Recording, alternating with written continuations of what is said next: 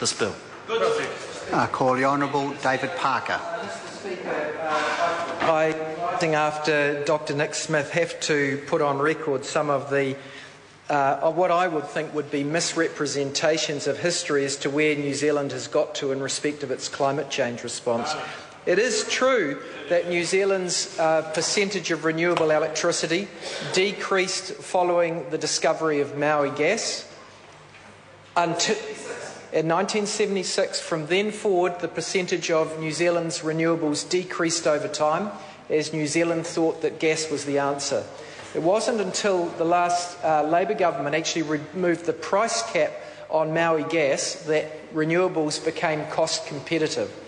The price of gas had been set under the original Maui development agreement to increase every year at half the price of inflation. So for 20 years the price of gas went down at half the rate of inflation and effectively closed out just about all renewables development during that period. So removing the price cap on gas, which caused the price of gas to move to the marginal cost of new gas discoveries, was probably the most significant thing that was done to bring forward renewables. The second thing that the Labour government did was we then actually set a strategy in place to get New Zealand back to 90% renewables, and we did that through the New Zealand Energy Strategy. And we had about about 20 different initiatives that pushed in that direction, including emissions pricing, including calling in consents, including telling the SOEs to consent and build renewables, including changing the government policy statement from the Electricity Commission, including building grid capacity to get renewables from distant sites to market, etc. And that's actually what caused the change back towards renewables going up as a percentage. So for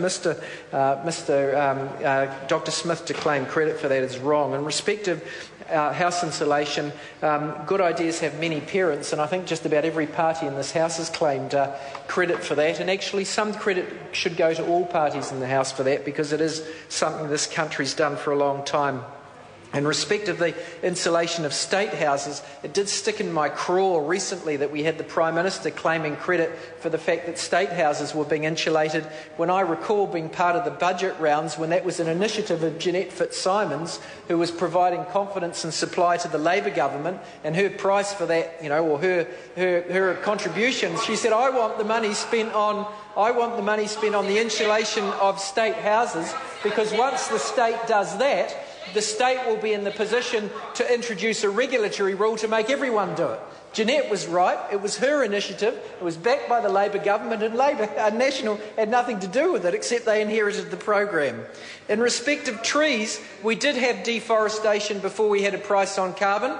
Deforestation increased before that price of carbon came.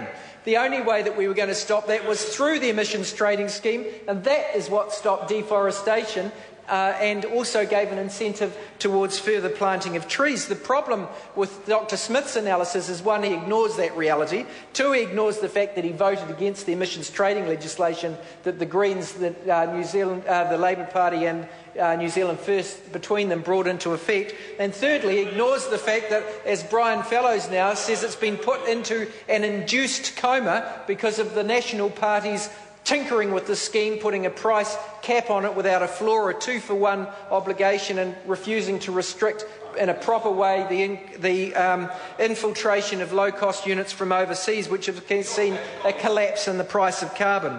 So, Mr Speaker, the revisionist view of Dr Smith as to who's doing what in climate change policy is somewhat galling. Then we heard the Minister of Agriculture and sometimes the Prime Minister claiming credit for the research that's been done in respect of pastoral livestock emissions, and even that's actually not an initiative of the current government. All they've done is take things backward, including in transport, where the last government increased public transport funding 12-fold, and this government instead pours more money, even more money into highways and relatively less into public transport. Mr Speaker, Dr Smith also says that you can have a tax switch which puts taxes on low-income people through GST to fund a tax cut for high-income people, but you can't have a tax switch towards the environment.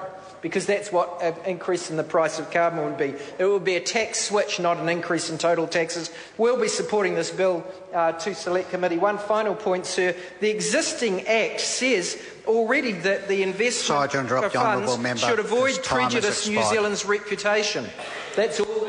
I call Paul Goldsmith.